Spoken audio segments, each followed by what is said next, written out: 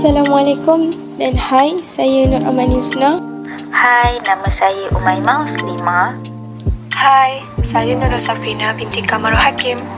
Hai, saya Siti Farah Nadia binti Saleh. Hai, nama saya Fifi Aziz Yusrina. Jadi pada hari ini kumpulan kami akan membincangkan mengenai apakah itu emotional distress dan menghuraikan beberapa faktor dan beberapa langkah yang dihadapi dalam kalangan pelajar universiti. Apakah itu emotional distress? Berdasarkan psychological distress adalah merujuk kepada emotion stress, depression dan anxiety. Emotional distress adalah satu tekanan emosi yang boleh berlaku dalam apa jua bentuk dan keadaan yang disebabkan ketidakstabilan mental dan fizikal seseorang yang menghadapi masalah kehidupan seperti dari segi kewangan, kekeluargaan dan masalah di tempat kerja. Oleh itu, apa yang kita perlu tahu adalah tekanan emosi ini terbahagi kepada dua, iaitu dari sudut positif dikenali sebagai eustress dan dari sudut negatif dikenali sebagai distress. Eustress adalah satu emosi di mana sentiasa memberi kita motivasi terhadap rangsangan yang membawa ke arah kejayaan, manakala distress adalah satu emosi yang membawa kita ke arah tekanan dan keburukan.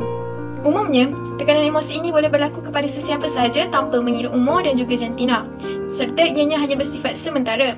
Namun, tekanan emosi yang berterusan ataupun berpanjangan dalam tempoh yang lama boleh menyebabkan seseorang itu mengalami gangguan mental yang teruk ataupun dikenali sebagai mental health disorder seperti anxiety dan depression. Anxiety menurut perspektif moden iaitu Dever berpendapat bahawa anxiety ataupun kerisauan ini adalah perasaan takut yang kronik dan kompleks yang wujud dalam pelbagai jenis kesedaran mental dan saraf. Anxiety ataupun kerisauan ini terbahagi kepada 6 jenis. Yang pertama adalah kerisauan umum, iaitu kerisauan yang berpanjangan. Yang kedua adalah kerisauan sosial, iaitu kerisauan untuk berinteraksi. Yang ketiga adalah kerisauan kompulsif, iaitu kerisauan yang berulang kali. Dan yang keempat adalah fobia, iaitu kerisauan terhadap sesuatu yang khusus. Yang kelima adalah stress post, iaitu kerisauan ataupun trauma terhadap sesuatu masa lampau. Dan yang keenam adalah panik, iaitu kerisauan tanpa sebab. Oleh itu, anxiety ini boleh menyebabkan seseorang itu mengalami serangan panik ataupun anxiety attack seperti menggigil dan sukar untuk bernafas. Depression ataupun kemurungan yang berlaku disebabkan perasaan sedih yang berpanjangan sehingga menyebabkan seseorang itu menjadi cepat marah, tidak bertenaga dan hilang minat dalam melakukan aktiviti harian. Depression ataupun kemurungan terbagi pada 7 jenis. Yang pertama adalah major, iaitu hilang minat dalam melakukan aktiviti harian. Yang kedua adalah atypical, iaitu selera makan bertambah daripada biasa. Yang ketiga adalah dysthymia, iaitu kemurungan ringan.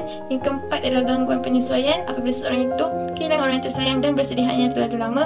Yang kelima adalah gangguan bipolar, iaitu gangguan mental yang berterusan. Yang keenam adalah gangguan afektif bermusim, iaitu kekurangan cahaya matahari.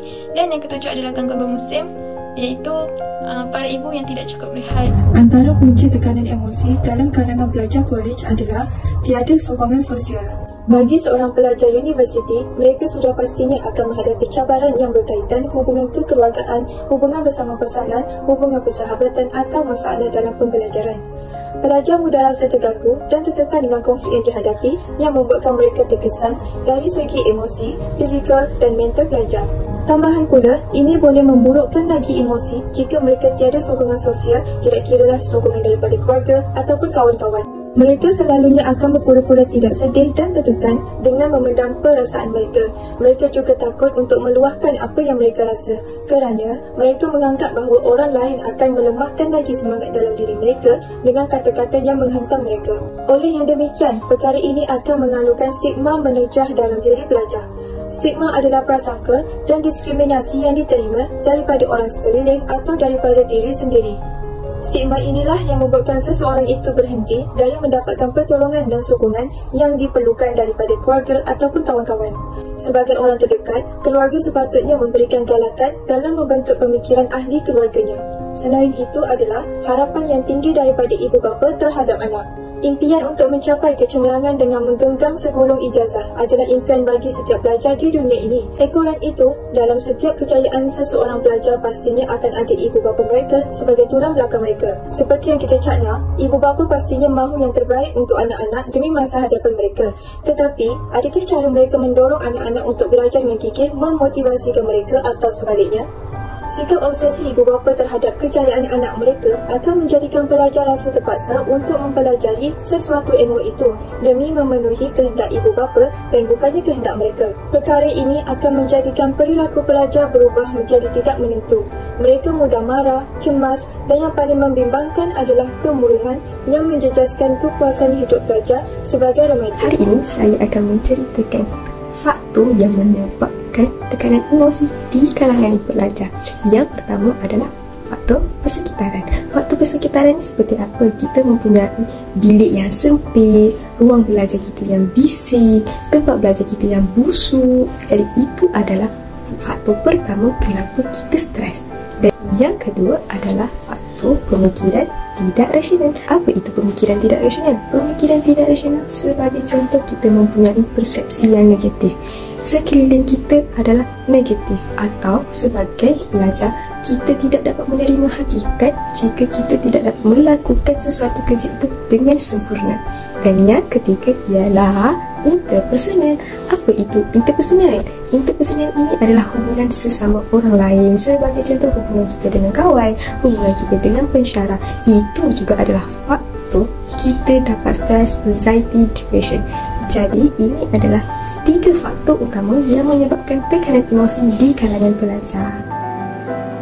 Seperti yang kita tahu, masalah stres dan juga tekanan adalah merupakan satu sifat negatif yang melibatkan mental dan juga fizikal seseorang.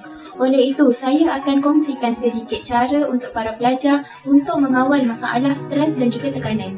Cara yang pertama adalah dapatkan tidur yang cukup. Seperti yang kita tahu, tidur lewat telah menjadi kebiasaan kepada para pelajar untuk mereka menyiapkan tugasan dan juga studi. Akan tetapi, mereka perlu mengetahui bahawa perkara ini boleh menyebabkan mereka mengalami masalah mental seperti tekanan, kemurungan dan juga masalah lain. Ini bermakna bukan para pelajar tidak boleh langsung tidur lewat. Boleh, akan tetapi janganlah dilakukan pada setiap hari. Walau banyak mana pun assignment ataupun tugasan yang awak semua perlu siapkan, awak kena ingat bahawa penjagaan kesihatan adalah sangat penting, terutamanya mental kita. Jadi para pelajar, pastikan awak semua mempunyai rutin tidur dan juga rehat yang cukup, sekurang-kurangnya 6 jam tidur untuk memastikan kesihatan mental kita terjaga dan juga mampu untuk menguruskan stres dengan baik. Oleh itu, sebelum tidur, pastikan awak semua mengambil masa beberapa minit untuk bertenang, menguruskan diri seperti mandi, solat sebelum tidur. Cara yang kedua adalah lakukan hobi ataupun aktiviti yang awak semua suka. Dengan melakukan hobi ataupun aktiviti yang awak semua suka, ianya sedikit sebanyak dapat membantu kita keluar daripada masalah tekanan. Sebagai contoh, awak semua boleh luangkan masa bersama keluarga, membaca Al-Quran, bersenam, menonton K-drama atau apapun aktiviti yang boleh membantu awak semua hilangkan stres. Awak semua kena ingat bahawa melakukan aktiviti hobi ataupun aktiviti kesukaan awak ni bukannya suatu perkara yang kita lakukan pada waktu kecil sahaja. Akan tetapi, ianya dapat membantu kita mengeluar daripada masalah stres. Oleh itu, saya nasihatkan awak semua, janganlah berasa takut ataupun berasa panik apabila menghadapi stres yang sangat melampau. Malah, awak semua perlu mencari solution untuk membantu diri awak keluar daripada masalah tekanan ini. Jika tiada solution, awak semua boleh gunakan cara saya untuk keluar daripada masalah tekanan. Saya mohon awak semua ambil tindakan, janganlah berdiam diri sahaja apabila menghadapi masalah tekanan, kerana ianya boleh menjejaskan mental dan kesihatan awak semua. Cara yang seterusnya untuk menguruskan tekanan emosi dalam kalangan pelajar adalah berkongsi perasaan atau masalah dengan seseorang. Jika pelajar menghadapi masalah tekanan emosi, mereka perlulah mencari dan bercakap dengan seseorang yang rapat, yang boleh dipercayai serta dapat memahami perasaan sedih atau kesusahan kita. Apabila kita berkongsi perasaan dengan orang lain, ia dapat mengurangkan tekanan yang dihadapi. Selain itu, kita juga akan merasai bahawa masih ada orang yang mengambil berat terhadap diri kita. Selain itu, pelajar perlulah bersenam. Bersenam juga dapat mengurangkan ketegangan otot dan stres.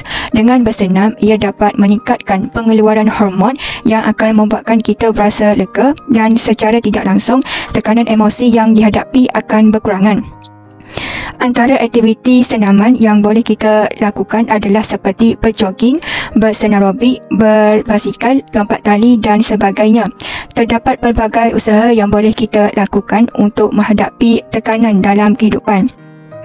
Tekanan merupakan masalah dan tekanan juga merupakan sumber motivasi kepada seseorang individu, kerana dengan tekanan inilah seseorang individu itu boleh memperbaiki diri mereka ke arah yang lebih baik.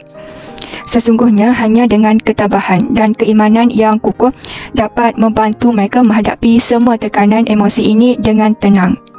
Sebagai kesimpulannya, kita mestilah menitik beratkan cara bagaimana menguruskan tekanan emosi di setiap lapisan masyarakat, bukan sahaja menfokuskan kepada pelajar, kerana penyakit mental illness ini boleh terjadi kepada sesiapa sahaja. Sebagai umat Islam, kita mestilah berbalik kepada Al-Quran dan As-Sunnah bagi menyelesaikan setiap masalah dan penyakit di atas muka bumi ini. Firman Allah Subhanahu Wa Taala, "Wahai umat manusia, telah datang kepada kamu Al-Quran yang menjadi pengajaran dan nasihat daripada Tuhan kamu dan menjadi penawar bagi penyakit yang ada di dalam dada kamu dan juga menjadi petunjuk dan hidayah untuk keselamatan kamu serta membawa rahmat kepada orang-orang yang beriman." Surah Al-Yunus ayat 57. Sekian daripada kami. Wabillahi taufiq wa hidayah. Wassalamualaikum warahmatullahi wabarakatuh.